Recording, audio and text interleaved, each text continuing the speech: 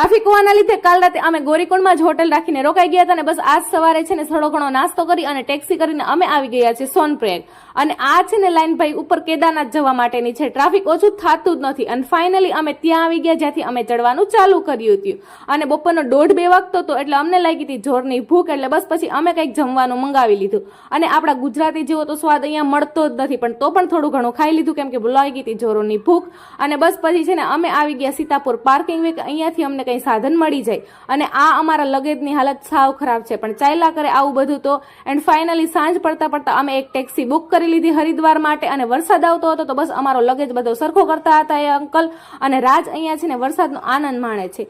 બસ પછી આ સરસ મજાના વાદળોને અને આ સરસ મજાના પહાડોને છે ને મેં ટાટા બાય બાય કહીને નીકળી ગયા હરિદ્વાર માટે. એન્ડ ફાઇનલી રાતના 3 વાગે અમે હરિદ્વાર પહોંચી ગયા. પણ હરિદ્વાર તો આખું જાગે છે ભાઈ. તો ચાલો મળશું નેક્સ્ટ વ્લોગમાં. ત્યાં સુધી બધાને હર હર મહાદેવ.